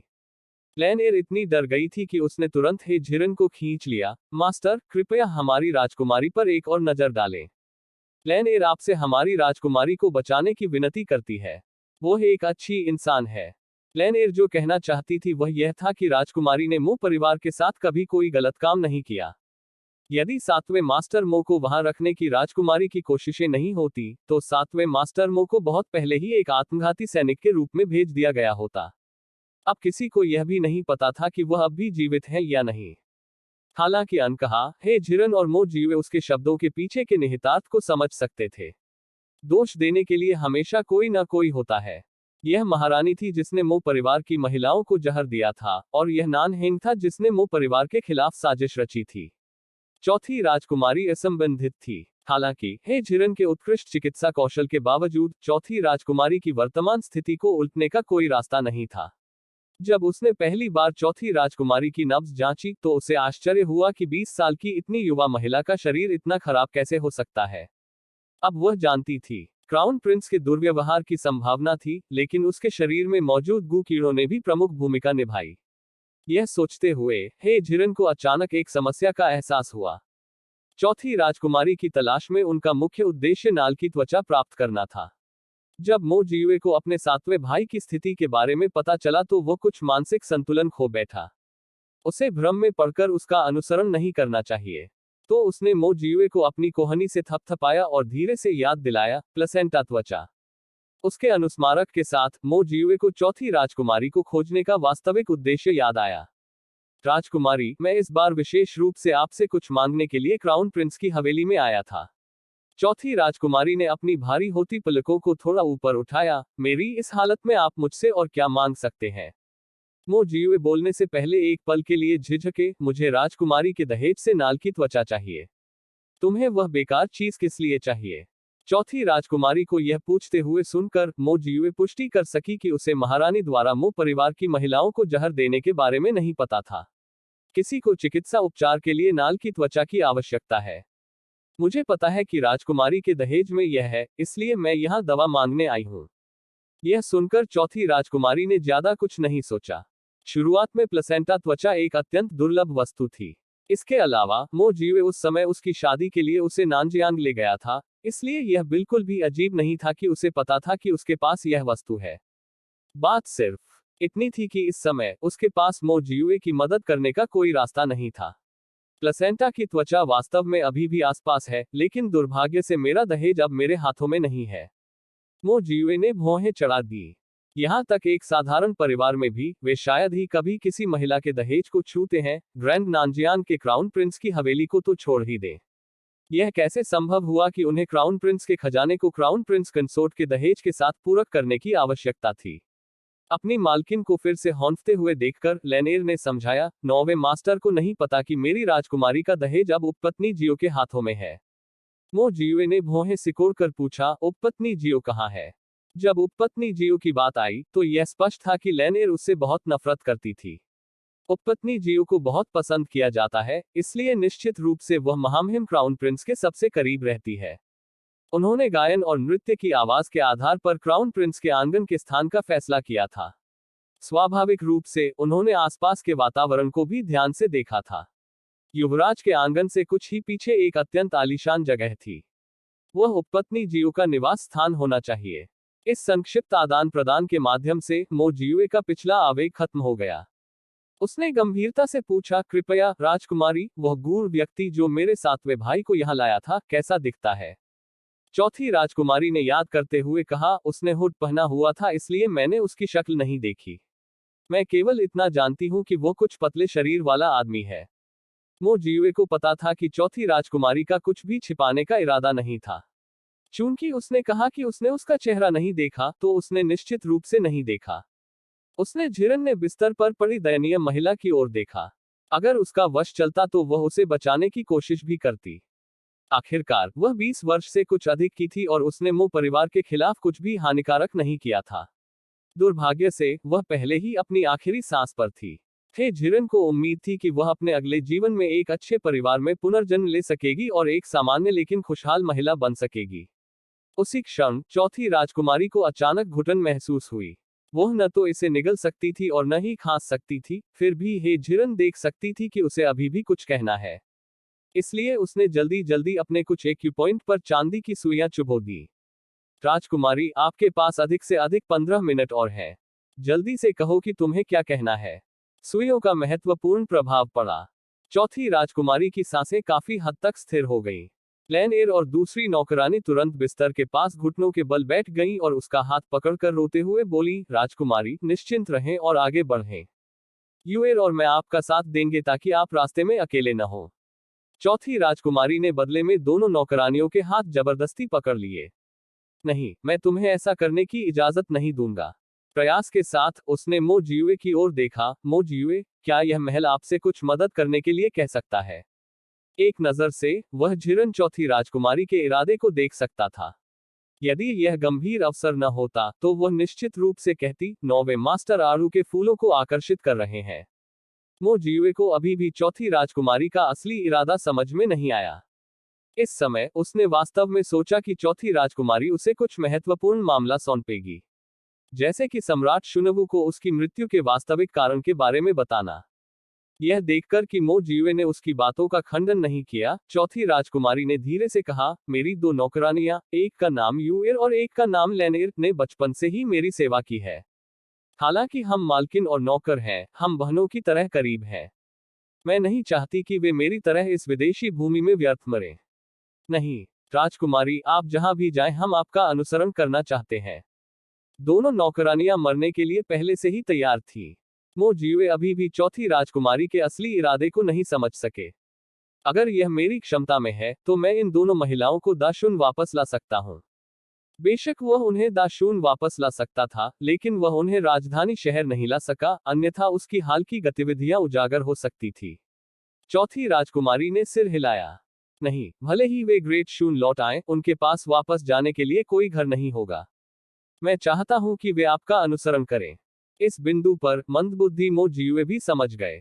मेरे मो परिवार में एक पैतृक सिद्धांत है कि पुरुष उपपत्नी नहीं रखते हैं। इससे भी अधिक, मैं इस जीवन काल में केवल अपनी पत्नी से प्यार करता हूं। राजकुमारी का अनुरोध बहुत कठिन है, मुझे डर है कि मैं सहमत नहीं हो सकता। न केवल मो जियो इस शर्त से सहमत नहीं थे, बल्कि दोनों नौकरानियां भी दिल से इसके सख्त खिलाफ थी।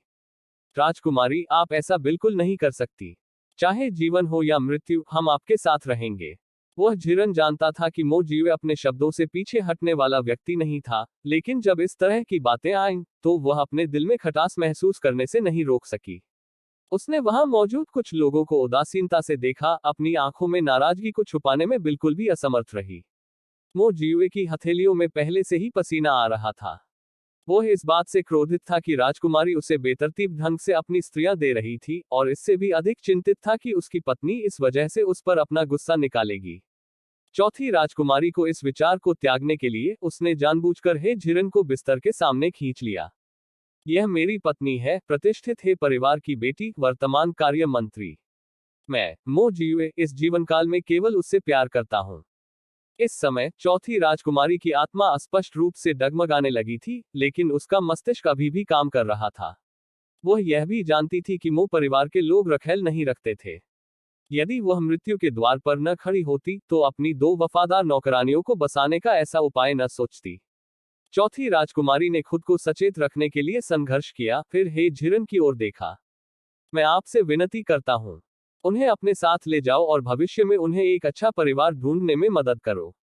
तब मुझे शांति मिलेगी। जैसे ही उसकी आवाज कम हुई, उसने धीरे से अपनी आंखें बंद कर ली। लैन एर और यू एर जोर जोर से रोने लगे। राजकुमारी, राजकुमारी, मेरी प्रतीक्षा करो, मैं तुम्हारा साथ देने आऊंगा। जैसे ही लैन एर की आवाज धीमी हुई, वह कमरे में एक खंभे की ओर बढ़ी। यह देखकर यू एर ने भी वैसा ही किया, लैन एर के नक्शे कदम पर चलते हुए खंभे की ओर दौड़ा। हे झिरन और मो जियुए ने तेजी से काम किया, उनमें से प्रत्येक के पीछे आए और उन्हें रोकने के लिए हैंड चॉप से बेहोश कर दिया। फिर उसने झिरन ने चांदी की सुइयां निकाली और उन्हें अपने स्थान पर फेंकने से पहले उन दोनों के बेहोशी बिंदुओं में डाल दिया।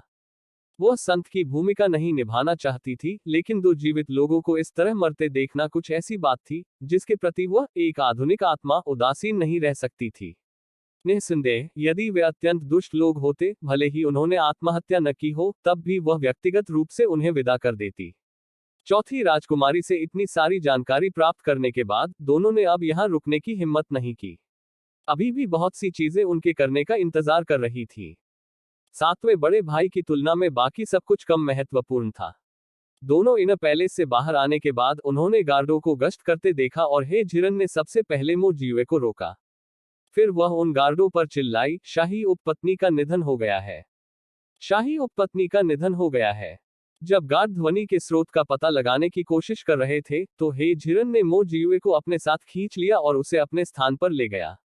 उसने फिर से बाहर आने से पहले इन गार्डों के चले जाने तक इंतजार करने का इरादा किया ताकि सब कुछ पूरा होने से पहले खुद को उजागर न करना पड़े। दोनों नौकरानियां खेत के घास के मैदान में लेटी हुई थी। राइस बॉल उनके चारों ओर चक्कर लगा रहा था, समय समय पर उन्हें ऊपर से नीचे देख रहा था और यहां तक अपने गोल मटोल हाथों से उन्हें छूने के लिए भी बढ़ रहा था। वह झिरन सबसे पहले आया और छोटे बच्चे को चूमने के लिए उठाया। पहले जब भी उनकी पत्नी अंतरिक्ष में प्रवेश करती थी तो वह भी सबसे पहले राइस बॉल को गले लगाने जाती थी। हालांकि आज मो जियुए को ऐसा महसूस हुआ कि कुछ ठीक नहीं था, लेकिन वह ठीक यह नहीं कह सका कि क्या सही नहीं था। वह झिरन उस पर ध्यान नहीं देना चाहता था क्योंकि पहले जो कुछ हुआ था उसे अभी भी थोड़ी सी ईर्ष्या थी, लेकिन वह यह भी अच्छी तरह जानती थी कि यह समय अपने पति के साथ क्षुद्र व्यवहार करने का नहीं है। वह उससे बात ही नहीं करना चाहती थी, यह महसूस करते हुए कि शायद काफी समय बीत चुका है। शाही उपपत्नी की मौत की खबर अब तक क्राउन प्रिंस तक पहुंच जानी चाहिए थी। यदि क्राउन प्रिंस इस समय भी आनंद की तलाश में थे तो यह वास्तव में अक्षम्य होगा। भले ही केवल दिखावे के लिए, उसे व्यक्तिगत रूप से शाही उपपत्नी के अंतिम संस्कार की व्यवस्था करनी चाहिए। और इस समय क्राउन प्रिंस का निवास अधिक अस्त व्यस्त होगा। वे उस अवसर का लाभ उठा सकते हैं जो उन्हें करने की आवश्यकता है। जीरन को चिंता थी कि दोनों नौकरानियां समय से पहले जाग सकती हैं, इसलिए उनमें से प्रत्येक को ट्रैंक्विलाइजर का इंजेक्शन लगाने के बाद उसने मो जियुए को, जिसके चेहरे पर घबराहट भरी नजर थी, अंतरिक्ष से बाहर ले गई। निश्चित रूप से चीजें उम्मीद के मुताबिक हुई। गार्ड पहले ही अपना मूल स्थान छोड़ चुके थे। मो जियुए ने हे झिरन की कमर के चारों ओर अपना हाथ डाला और ऊंची दीवार पर छलांग लगा दी। आसपास का तेजी से सर्वेक्षण करने और उनकी स्थिति जानने के बाद मो जियुए उसे तेजी से दौड़ते हुए क्राउन प्रिंस के निवास के बाहर ले आए और निरीक्षण करने के लिए छाया में छिप गए। ढोल और संगीत की ध्वनियां गायब हो गईं। उन्होंने केवल एक युवक को भव्य ब्रोकेड वस्त्र पहने हुए देखा, जिसे नौकरों और गार्डों के एक समूह ने उसके चारों ओर इकट्ठा किया था। वह झिरन और मो जियुए जो कुछ कह रहे थे उसे सुनने के लिए बहुत दूर थे। यह चौथी राजकुमारी की मौत से क्राउन प्रिंस का मूड खराब होने और उनके थोड़ा दुखी होने के अलावा और कुछ नहीं था।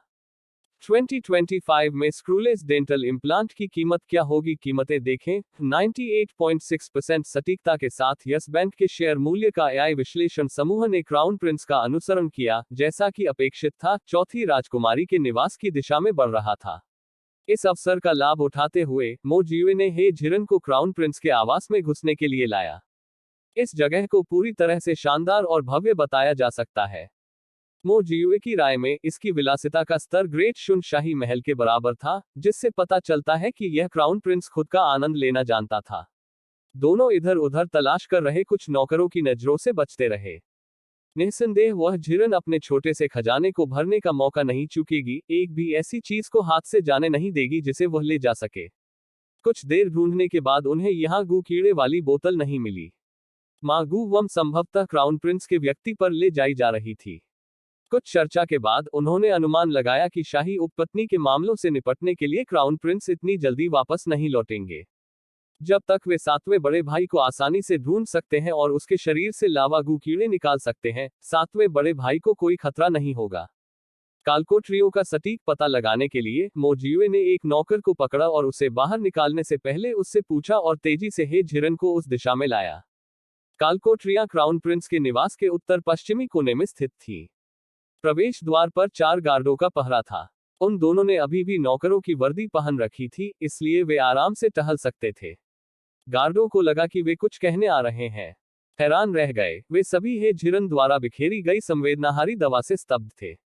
मो जियुए ने तेजी से उन्हें एक तरफ खींच लिया, इससे पहले कि वे सावधानी से कालकोठरी में चले जाते। कालकोठरियां धुंधली, नम और तीखी बासी गंध के साथ थी। मो जियुए ने हे झिरान का हाथ कसकर पकड़ लिया। जब दोनों एक उजले क्षेत्र की ओर चले ही थे कि उन्होंने पासा फेंककर जुआ खेलने और अंदर से शराब पीने की आवाजें सुनी। आवाजों से पता चल रहा था कि अंदर 4 लोग थे। उसने झिरन ने संवेदनाहारी पाउडर का एक और पैकेट निकाला, उसे अपने हाथ में पकड़ लिया। जब वे करीब आए तो उसने तेजी से उसे कुछ लोगों पर बिखेर दिया। वे चारों गार्ड जो व्यापक रूप से मुस्कुरा रहे थे, तुरंत होश खो बैठे। मो जियुए ने तेजी से उनकी खोज की और अंततः चाबियों का एक सेट पाया। यह पुष्टि करने के बाद ही कि कालकोठरी में कोई अन्य गार्ड नहीं है, उसने हे झिरन को जुए की मेज के चारों ओर घूमने और अंदर जाने के लिए अपने साथ खींच लिया।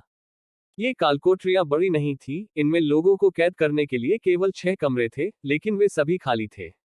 केवल सबसे भीतरी हिस्से में, प्रवेश द्वार के सामने, एक अस्त व्यस्त व्यक्ति लोहे की जंजीरों से जंजीर से बंधा हुआ था। जब मो जियुए ने पुष्टि की कि कोई खतरा नहीं है, तो उसने हे झिरन को तेजी से उस व्यक्ति की ओर बढ़ने के लिए खींच लिया। जैसे ही वे करीब आए, उस व्यक्ति ने अपना सिर नीचे कर लिया, फिर भी कोई प्रतिक्रिया नहीं की, एक मृत व्यक्ति की तरह। मो जियुए का दिल अचानक तेजी से धड़कने लगा। वह आगे बढ़ा और धीरे से उस व्यक्ति का सिर उठाया। सातवें भाई, तुम सचमुच यहाँ हो। मो युवांस की आंखें कसकर बंद थी। वो पहले से ही बेहोशी की हालत में था। उसके मुंह, नाक और आंखों के कोनों से खून के धब्बे देखे जा सकते थे। वह झिरन उसकी सांस की जांच करने के लिए बाहर पहुंचा। वह अभी भी जीवित है। मो युवासे की दयनीय स्थिति को देखकर मो जियुए की आंखें फिर से लाल हो गईं। इस समय वह चाहता था कि वह तुरंत उन लोगों को मार सके जिन्होंने मो परिवार के लोगों पर अत्याचार किया था। वह झिरन जानता था कि वह परेशान है। आगे बढ़ा और उसके कंधे को थपथपा कर याद दिलाया, दुखी मत हो, पहले सातवें भाई को यहां से ले जाओ। मो जियुए ने अपने विचारों को शांत करने के लिए संघर्ष किया। ठीक है। अपनी बात समाप्त करने के बाद उसने चाबी निकाली और मो युवासे का ताला खोला। हे झिरन ने अपना हाथ लहराया और उस व्यक्ति को अंतरिक्ष में भेज दिया, जो ऑपरेटिंग रूम में भी लेटा हुआ था। दोनों तेजी से कालकोठरी से बाहर निकले और अंतरिक्ष में प्रवेश करने के लिए एक छिपी हुई जगह ढूंढ ली। मो युएंस की अन्य चोटों की परवाह किए बिना सबसे पहला काम हे जिरान को करना था और वह था गू को हटाने में उसकी मदद करना। मो जियुए अब गू हटाने की प्रक्रिया से बहुत परिचित थे। हे झिरन के निर्देशों के बिना उन्होंने सहायक का काम किया। उन्होंने झिरन ने कुशलतापूर्वक मो युआसे को गू कीड़े हटाने में मदद की और उन्हें एक कंटेनर में एकत्र किया। गू कीड़ा सफलतापूर्वक निकाले जाने के बाद हे झिरन ने अपने शरीर की जांच शुरू कर दी। कुछ जांच के बाद उसकी हालत चौथे भाई से कुछ बेहतर थी। कम से कम वह अपने हाथ और पैर काटने की स्थिति तक नहीं पहुंचा, लेकिन उसका शरीर चौथे भाई जितना ही कमजोर था। इसके अलावा पूरे शरीर की त्वचा पर चोट के निशान थे। त्वचा और मांस फटा हुआ शब्दों का प्रयोग करना एक अल्पकथन था, और नए घावों ने पुराने घावों को ढक दिया था। यह दिखाई दे रहा था कि उसने यहाँ कितनी अमानवीय यातनाएं सहन की। हालांकि चौथी राजकुमारी दयालु थी, वह मो युवांस को यहाँ रखना चाहती थी ताकि वह अपने जीवन को खतरे में डालने वाला मृत योद्धा न बन जाए। क्राउन प्रिंस के निवास में अपनी स्थिति के साथ वह सातवें भाई को सुरक्षित रखने में असमर्थ थी, लेकिन इसके बजाय उसने चीजों को बदतर बना दिया। मो जियुए ने हे झिरन की सहायता की, साथ में उन्होंने सातवें भाई के घावों का इलाज किया। हे झिरान ने उसे कुछ आईवी तरल पदार्थ भी दिए। आखिरकार वे अभी भी क्राउन प्रिंस के निवास के अंदर थे, वे बहुत लंबे समय तक उस स्थान पर नहीं रह सकते थे। जब हे झिरन ने मो युवांस को एक और ट्रैंक्विलाइजर इंजेक्ट किया तो दोनों जगह छोड़ गए। अब तक क्राउन प्रिंस का निवास पहले से ही अराजकता में था। क्राउन प्रिंस, जो मूल रूप से क्राउन प्रिंसेस कंसोर्ट से संबंधित मामलों से निपटने के लिए गए थे, यह सुनने के बाद कि उनके अपने शयनकक्ष के खजाने खो गए थे, चोरों का कोई निशान नहीं मिला, क्रोधित हो गए। उन्होंने न केवल आवास के सभी गार्डों को संगठित किया, बल्कि उन्होंने लोगों को संयुक्त रूप से तलाशी के लिए महल से इंपीरियल गार्ड्स को भी संगठित करने का आदेश दिया।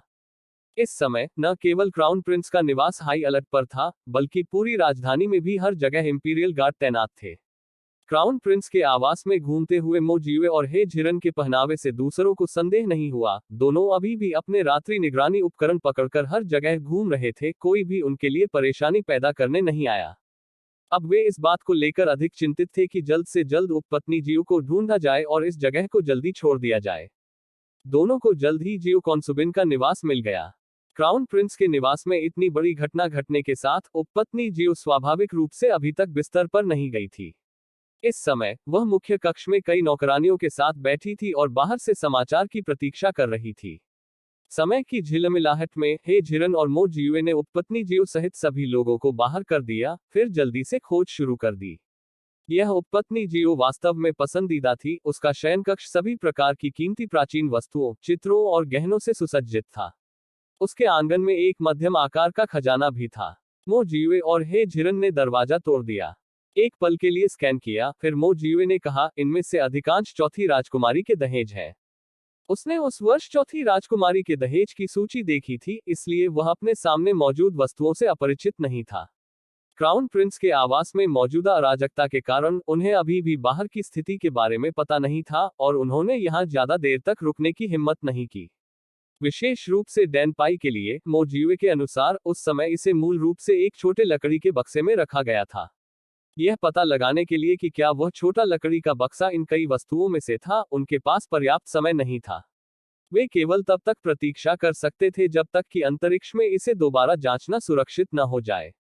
वैसे भी, जैसा कि चौथी राजकुमारी ने कहा, डैनपाई उपपत्नी जियो के साथ थी, जब तक उन्होंने उससे सब कुछ ले लिया, यह निश्चित रूप से उन्हें निराश नहीं करेगा। उपपत्नी जियो के आंगन में सब कुछ तहस नहस करने के बाद अराजकता का फायदा उठाते हुए उन्होंने फिर से क्राउन प्रिंस के निवास का खजाना पाया और अंतरिक्ष के अंदर सभी वस्तुओं को एकत्र किया। वैसे भी सातवें भाई के गू को हटा दिया गया था। भले ही क्राउन प्रिंस ने मागू वम को अपने हाथों में पकड़ लिया हो, इससे सातवें भाई के जीवन को कोई खतरा नहीं होगा। उन्हें बाद में उससे हिसाब किताब चुकाने का एक और मौका मिलेगा। वर्तमान में उन्हें जल्दी से उस यार्ड में वापस जाना पड़ा जिसे उन्होंने किराए पर लिया था, क्योंकि वहां कई अधिकारी थे जो क्रोधित क्राउन प्रिंस के आदेश के तहत स्थानों की खोज करने के लिए शहर में आए थे। एक बार जब चौथे भाई को खतरे का सामना करना पड़ा, तो यह इसके लायक नहीं होगा। दोनों क्राउन प्रिंस के आवास से बाहर निकलने के लिए दीवार कूद गए। जैसा कि अपेक्षित था, सड़कें हर जगह सशस्त्र अधिकारियों से भरी थी। परेशानी से बचने के लिए मो जियुए ने उन अधिकारियों की नजरों से बचते हुए हे झिरन को छतों और दीवारों के पार अपने किराए के यार्ड तक ले जाया। हालांकि मो शियुआन के पास अभी तक बहुत ताकत और भावना नहीं थी, नौवे भाई और भाभी के इतने लंबे समय तक बाहर रहने के बाद, खासकर नानजियान क्षेत्र में, यह कहना गलत होगा कि कोई जोखिम नहीं था। उसने खुद को संभालने की पूरी कोशिश की और बिस्तर पर आधा झुका हुआ उनके वापस आने का इंतजार करने लगा। मो जियुए हे झिरन को सामने के दरवाजे से प्रवेश किए बिना, लेकिन दीवार पर कूदकर वापस ले आए, क्योंकि बाहर पहले से ही कई अधिकारी थे जो घर घर जाकर घरों की तलाशी ले रहे थे। चौथे भाई के कमरे में प्रवेश करने के बाद मो जियुए ने बोलने से पहले शुनजी को दूर भेज दिया। चौथे भाई, बाहर कई अधिकारी तलाश कर रहे हैं। इस समय मो जियुआन ने भी कुछ हलचल सुनी। नौवे भाई, भाभी को ले जाकर छुप जाओ, मेरी चिंता मत करो। वह पहले ही विकलांग हो चुका था, वह नौवे भाई और उसकी पत्नी को नीचे नहीं खींचना चाहता था। यहाँ चौथे भाई को अकेले छोड़ना असंभव था। उसने झिरन ने जल्दी से अपनी एक्यूपंक्चर किट निकाली। जब चौथा भाई ध्यान नहीं दे रहा था तो उसने जल्दी से उसके बेहोशी बिंदु को चुभो दिया और लापरवाही से उसे अंतरिक्ष में भेज दिया। जहां तक शुनजी की बात है, उन्हें इसकी चिंता नहीं थी कि वह खतरे में होगा। शुनजी होठों को पढ़ सकते थे और इशारों से संवाद कर सकते थे। यदि खोज करने वाले लोग अंदर आ गए और उससे सुराग प्राप्त कर लिया तो यह परेशानी की बात होगी।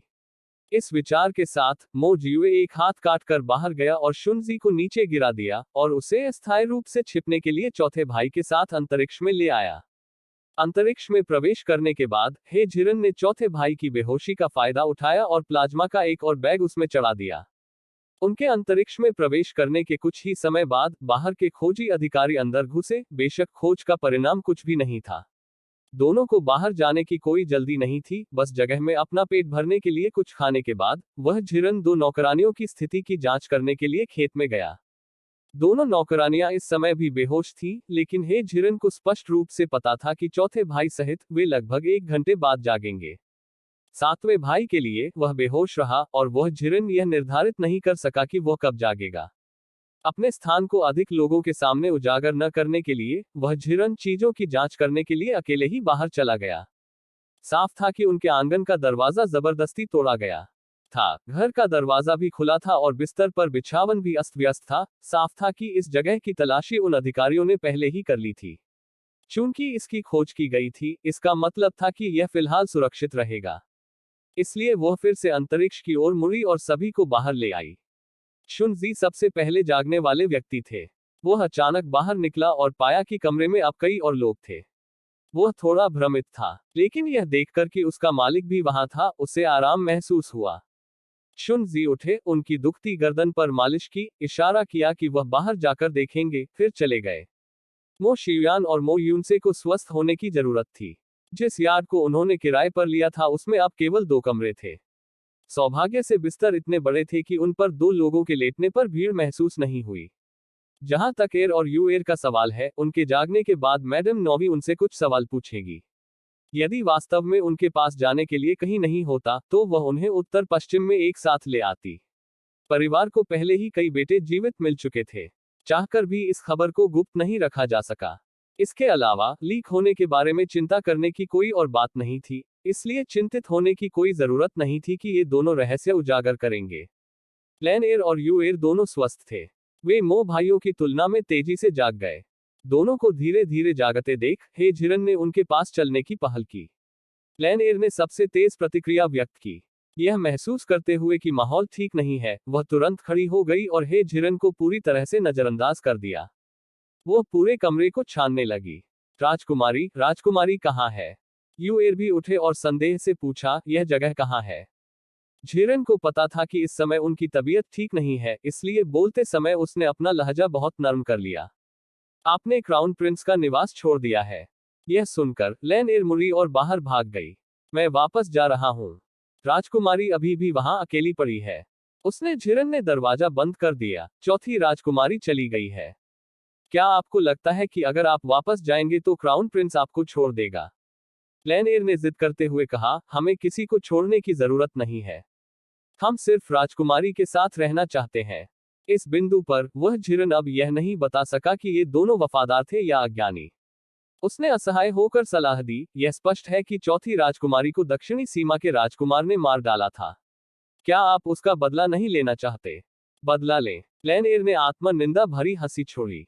हम 2 कमजोर औरतें राजकुमारी का बदला कैसे ले सकती हैं?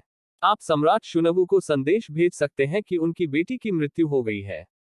क्या वह वास्तव में उदासीन रहेंगे? वह झिरन उन्हें आत्महत्या के विचारों से दूर करने की पूरी कोशिश कर रहा था। भले ही वह उन्हें अपना मन बदलने पर मजबूर न कर सके, लेकिन वह इसके लिए दबाव नहीं डालेगी। आखिरकार उसने वही किया जो वह कर सकती थी। अप्रत्याशित रूप से उसके शब्द न केवल लैन एयर को अपना मन बदलने में असफल रहे, बल्कि उसके चेहरे पर निराशा की अभिव्यक्ति भी भारी हो गई। दक्षिणी सीमा क्षेत्र के राजकुमार द्वारा राजकुमारी को उस स्थान पर ले जाने के बाद हमने शाही राजधानी को पत्र भेजने की कई बार कोशिश की, लेकिन यह समुद्र में चट्टान फेंकने जैसा था। उसने झिरन ने आश्चर्य से अपनी भौहें उठाई। क्या ऐसा हो सकता है कि आपके पत्रों का पता नहीं चला? लैन एयर ने अपना सिर हिलाया। 1 दर्जन से अधिक पत्र। मुझे विश्वास नहीं है कि उनमें से एक भी महामहिम तक नहीं पहुंच पाया। वह झिरन और भी अधिक हैरान था। क्या ऐसा हो सकता है कि सम्राट शुनवु को अपनी बेटी के जीवन और मृत्यु की परवाह नहीं है? अब तक लैनएयर को चीजें छुपाने की कोई जरूरत नहीं थी। हम बचपन से ही महल में राजकुमारी के साथ बड़े हुए हैं और हमने लंबे समय तक शाही परिवार की निर्दयता और निर्ममता को देखा है। एक बेटी की शादी देश को मजबूत करने के लिए की गई, उसके जीवन और मृत्यु की परवाह कौन करेगा? तब महारानी के बारे में क्या? वह झिरन तेजी से भ्रमित हो गया था। लैनएयर ने ठंडे स्वर में व्यंग्य किया, महारानी का पूरा ध्यान प्रिंस हेंग पर है। और हमने हाल ही में सुना है कि प्रिंस हेंग लापता हो गए हैं। उन्हें राजकुमारी की पीड़ा की परवाह करने का कोई विचार ही कहाँ होगा?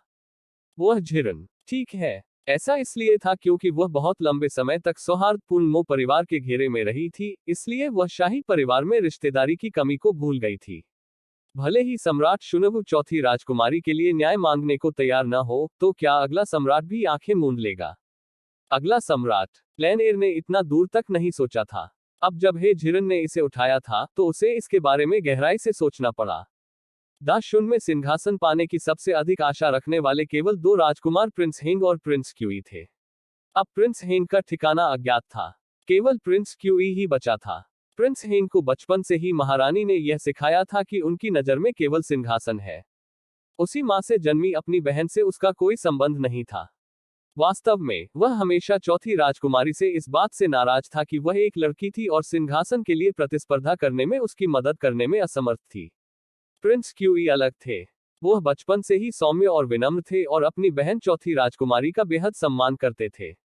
वह चौथी राजकुमारी की भी मदद करता था जब उसे शिकायतें झेलनी पड़ती थी। यदि राजकुमार क्यूई सिंहासन पर चढ़े तो क्या वह राजकुमारी को न्याय दिलाने में मदद करेंगे? यह सोचते हुए लैनएयर को आशा की एक किरण दिखाई देने लगी। लेकिन मुझे नहीं पता कि प्रिंस क्यूई सिंहासन पर कब सफल होंगे। उसे यह कहते हुए सुनकर हे झिरन को पता चला कि उसका अनुनय काम कर रहा था। एक कहावत है, 10 साल बाद भी बदला लेने में कभी देर नहीं होती। इसके अलावा दाशुन और दक्षिणी सीमा क्षेत्र अक्सर युद्ध में रहते हैं। कौन जानता है, शायद किसी दिन दक्षिणी सीमा क्षेत्र पूरी तरह से दाशुन द्वारा जीत लिया जाएगा। तब तक जब आप राजकुमारी को प्रसाद चढ़ाते हैं, तो आप उसे यह समाचार बता सकते हैं, क्या इससे स्वर्ग में उसकी आत्मा को शांति नहीं मिलेगी? लैनएयर ने जितना अधिक सुना, उसे उतना ही अधिक उचित लगा। यदि वह मर गई, तो दक्षिणी सीमा क्षेत्र के राजकुमार के निवास में राजकुमारी की पीड़ा कभी भी दिन के उजाले को नहीं देख पाएगी। उसे अच्छी तरह से रहना था और धूप जलाने के अवसरों की तलाश करनी थी और राजकुमारी को बताना था कि उसके महान प्रतिशोध की सूचना दी गई थी। नौवीं मैडम, मुझे याद दिलाने के लिए धन्यवाद। लैनएयर आपकी तरफ से सेवा करने को तैयार है। मैं केवल उस दिन का इंतजार करना चाहता हूं जब दक्षिणी सीमा के राजकुमार का पतन हो जाए और फिर राजकुमारी को यह खबर बताओ। तब लैनएयर को इस जीवन में कोई पछतावा नहीं होगा। जैसे ही लैनएयर ने बात की, वह पहले ही हे झिरन के सामने घुटने टेक चुकी थी। यूएर स्पष्ट रूप से बिना किसी स्वतंत्र विचार वाला व्यक्ति था। उसे मूल रूप से लगा कि लैनएयर ने जो कुछ भी कहा वह समझ में आया। इसलिए लैनएयर के घुटने टेकने के बाद वह भी एक साथ घुटने टेक गई।